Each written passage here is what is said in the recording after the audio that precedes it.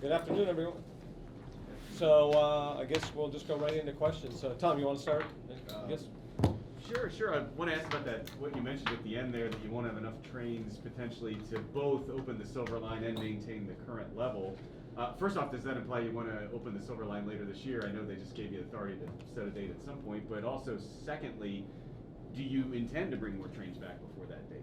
Yeah, so we have no intention to delay the Silver Line. We're working every day to get that line open. The region's been looking for that line for a generation.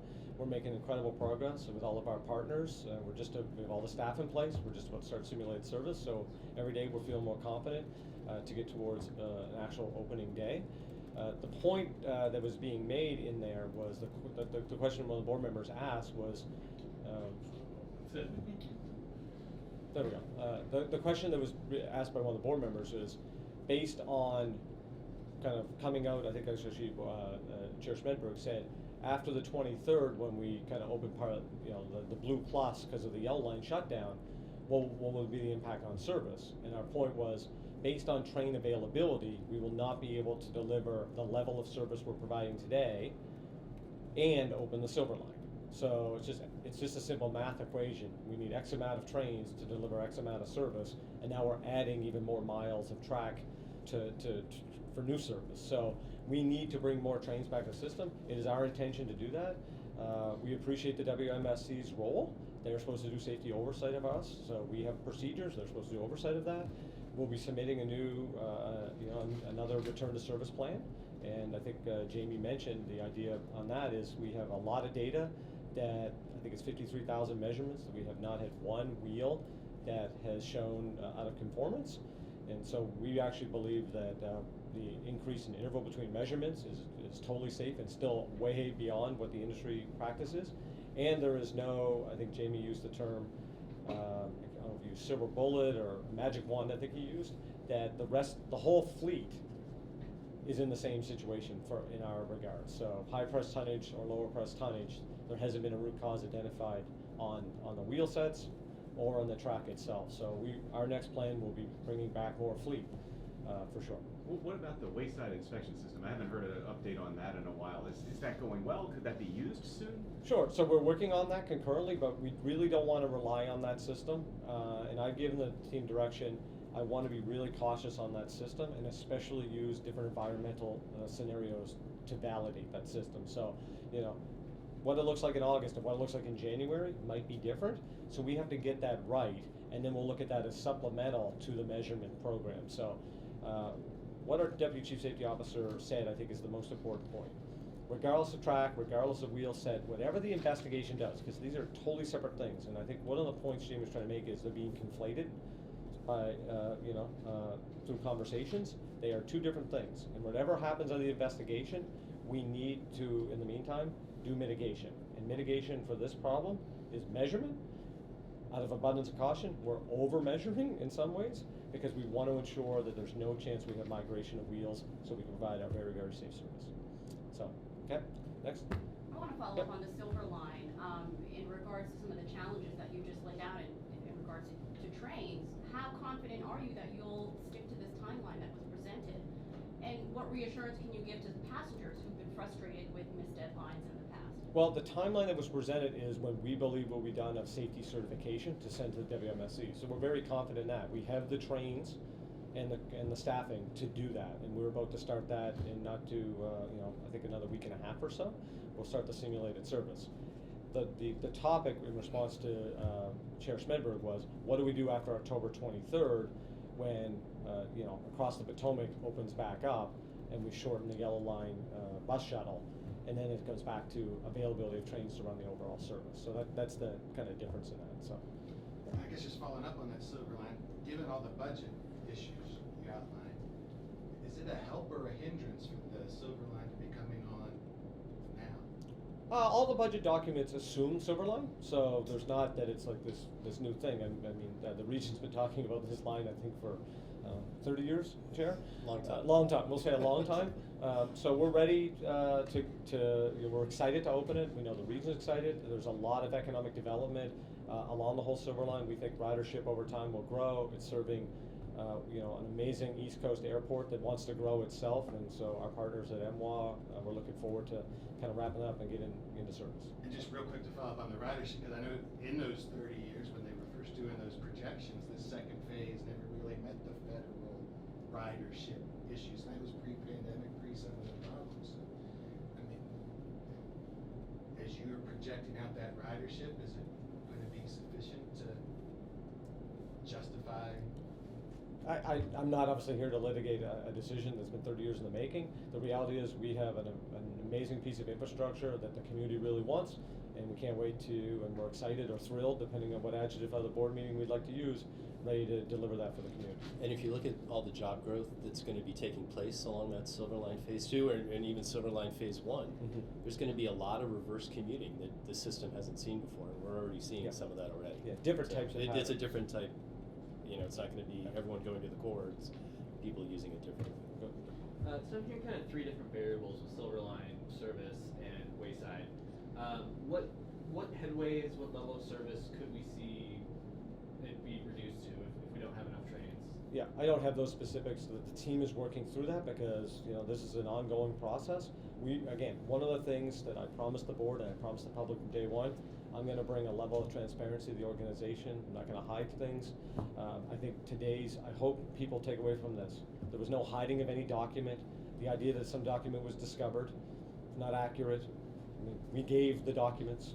We are following the NTSB rules around investigation, and anything the NTSB says we can push along, we are doing that. And then on the service levels, again, I'm leaning into transparency as well, which is I want to tell the public we are doing everything they can. I mean, all day long, people tell me they want more service. We want to deliver more service, and we believe we are doing that in a very responsible, safe way. I've been on this. I was on the service again this morning. There's no chance I would ever be in this position and knowingly run service that I do not believe is safe. I believe our system is safe. Quite frankly, we are being an abundance of caution and doing measurements way beyond an industry standard because we want to provide that trust in the community. So, Randy, And Jordan, the board is confident that the plans and the recommendations that the professional staff has brought forward to the MSC and others when bringing back these trains has been very well thought out, very reasonable. Yep. But, so the Wayside, earlier this spring, there was hope that these Wayside stations would be ready this summer, and we're moving into fall now, and it sounds like you have some kind of confidence concerns. Not confidence. Again, got to get things right. So we know our process right now is right, and doing that and continuing to refine that and building data sets is the most important. And then secondarily and in parallel, we want to try to get into automated process and work through that. So And no ETA on that, on automated. again, we're installing them. We're collecting data. We want to get it right? So crawl, walk, run. We're working this process, and it's correct. I mean, we just showed 53,000 measurements, not one measurement out of tolerance. So if you're out today on a 7,000 car, that vehicle has been measured, and there is no slippage on the wheel at all. So we're going to go to Adam, then we'll go to you, and then we'll go to Justin. On the subject of fare revision, can you describe some of the gates that you're going to be piloting? And then what kind of message are you sending to riders if you're going to staff up around the fare gates? Are you trying to tell riders not to do it? Oh, well, clearly we love everyone to actually respect your community's transit system and pay your fare that funds your transit system. We're not a for-profit company. So, I hear a lot about equity, and it's something I think we deeply care about here as an organization. Anyone that has the means to avoid a fare is actually exasperating an equitable region and community. So if you could pay a fare, and if we don't have enough funding, as those slides showed, and if we have to make fare increases or service cuts, the people that are most transit dependent are going to actually be impacted. So we have to come to grips that people that have the ability to pay should be paying. Now we have partners. I know the district's working on a low-income fare program, and we're partnering with them. And I think that's that whole holistic conversation we had in there. On the gates themselves, we're not talking about ripping all the gates out, so there's no suggestion of that. The question is, are there modifications that would make it a little more difficult to actually, kind of leapfrog the gates and Right, make? so just describe what that would kind of look like. The team's working on different prototypes, so we're hoping to have some information on that probably in the next couple of weeks. Just different styles, whether they're actual leafs themselves or kind of on the stanchions in the middle, maybe ways to not allow people to kind of slide across them as easy. But again, the whole idea is we're not into this over-policing scenario. We want people to get on the system and use it, but we want people to respect that this is a community system. And everyone, I think, we've heard loud and clear, if I'm paying, why are you not paying? And I think there's that fairness, not, FAIR, that people want to see on fair policy. Will you direct officers to write more citations to enforce fair evasion more in the places where it's able to be done? We have more information coming out on fair enforcement probably next week, and citations are certainly part of that process. So, sorry, Paul, I don't know your name. I apologize. I'm Hannah. Hi, Hannah. Washington Business Journal.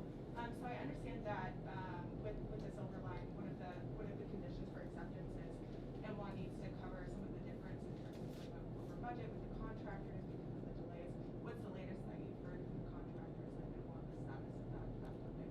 We can give you kind of more, if you were looking for detailed conversation between Lynn and Andy Off, who's our EVP of Capital Planning. I would say from this point of view, we have a great partnership with MWA. Every day we are getting closer to opening. I know they're very excited to be done with the construction of the project and hand it over to us. We're fully staffed. We've taken control of the yard. Power is up in the yard. We're doing all of our interlocking training. Our pick was done, so all of our staff are in place. I was out actually with probably about 100 Silverline staff members last week going through kind of the importance and quality and safety of what everyone does. So right now we don't have any, I have nothing in front of me that is a red flag issue, and we're just going to keep working every day to deliver the service. And Hannah, we're also coordinating a lot with the jurisdictions because several of them will have buses and shuttles, and emergency drills have taken place. So all that work is also taking place outside of the internal things that we have to do. Okay, Justin? Randy, does Metro view the 2015 report that was raised during the Safety Commission meeting this week? Is that incorrect? Or why, if it's not incorrect that the consultant said, has Metro addressed that issue with the restraining rails, or why hasn't Metro adjusted them? CEO Meyer of the commission said that even Kiko, your quality assurance people, sort of raised issues about restraining rails last year or the year before. Yeah, I just want to be real clear on language, right? So again, investigation, return to service. Two definitely connected, but two separate things. What I think Mr. Johnson was trying to do today is bring clarity, because those are getting conflated into the same bucket. That report that was referenced was a Metro report, and it was given to the other parties in the investigation. So I think the first thing we want to make really clear, because there was some reporting and conversation about making it like this report was discovered, or that we were hiding a report. You can't hide a report that you actually gave to other people. Okay, I think that's really important. Number two, there's nothing in the report that leads to a root cause. So there's parts of the report that have to do with legacy fleet operations. We have 7,000 fleet. There's been historic caps that NTSB has done related to restraining rail. So what Mr. Johnson's point was, we can't just, for lack of a better, willy-nilly move engineering works in the rail system without understanding the interdependencies of all those. So we now have an interdependent team of engineers between rail, track, and power all working together. And he said it really clearly. We would love to find a root cause. Anyone out there that's talking about how we have a root cause and we're hiding it is factually incorrect. Sure. If a root cause was track, it'd actually be much better for us than vehicles, because we would go out and change the rails and we'd be moving on. Until and at such time that happens, what the most important thing is mitigation. And we're going to measure, and we're going to keep measuring, and when we're done measuring, we're going to measure more, because that is a way we can guarantee the public that they are going to have safe train service every day. Sure, if you separate just the investigation, I understand that, you make that clear, but just as a safety issue with the track, again, the Safety Commission's reason for being is also Metro Rail safety. Meyer brought it up again, and he even said that if it goes unaddressed, it can cause wheel movement, and it is a safety issue. He brought that up to commissioners there, who are obviously as part of their meeting, and it was publicly aired. Why would he bring that up if it's not a concern right now for the track and something that Metro needs to address? Yeah, I would recommend you ask him why he would bring something up and the way he stated it. I'm giving you our statement of, we have documents, we commission these documents, we don't commission a document and get a document and not take it serious, and not share it with other people if you don't think it's serious. So we are doing everything we can to identify root cause. NTSB is the lead. In the meantime, we are gonna measure and measure and measure to provide really safe service. So is the We're report just gonna- wrong, or?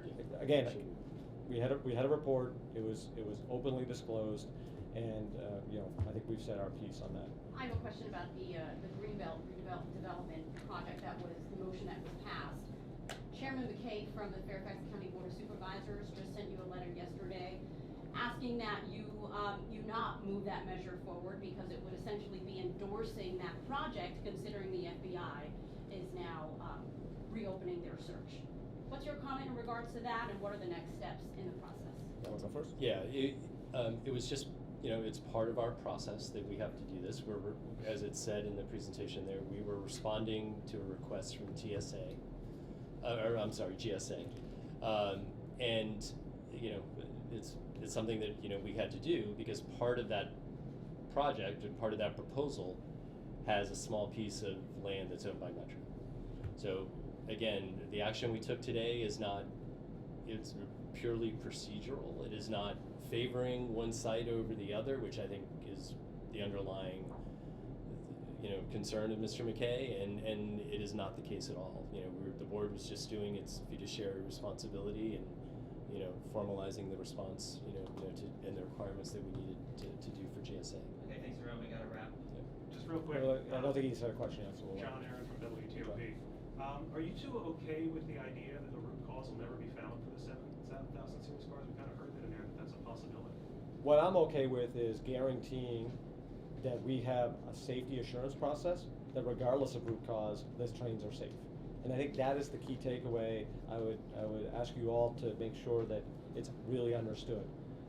There's an investigation, and we'd love to get to root cause. Quite frankly, run by the NTSB, I'm sure they would like to get that as well. Mr. Johnson made it clear we've received no directives from them on a corrective action related to a root cause. Regardless of what happens with that, and again, we would love to get a root cause, we are going to do mitigation. And if we have to do mitigation as long as the vehicles are in existence, that's okay. Because part of a normal fleet management program has back-to-back measurements, as Mr. Johnson mentioned. Lots of agencies do that.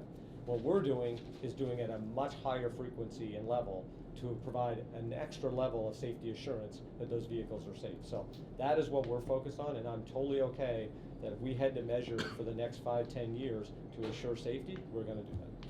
Thank you. Yeah. Did you say there was an orange one arson arrest in there? The story about the operator who put out the fire, the chief told me that the U.S. Marshals Task Force, which we're a part of, did a great job and was able to, I think, apprehend that person. I think it was last evening. Yeah. Paul, I'd just like to ask Paul, your relationship with the Safety Commission, that's something you deal with. This was brought up again. Do you think it should have been brought up? Do you have any issue with the oversight that's taking place and what's coming out at those meetings, perhaps? What's being said to the public about the rail system? Well, look, I mean, we respect, as Randy said, we respect the Safety Commission and its goal or its oversight, and they seem hopefully will stay focused on that and working with the team, and I know our team has done a lot of work with them over the last 4 or 5 years to create a very cooperative working relationship, and I think that's all that needs to be said. So. Okay, thanks everyone. Hope you have a good day.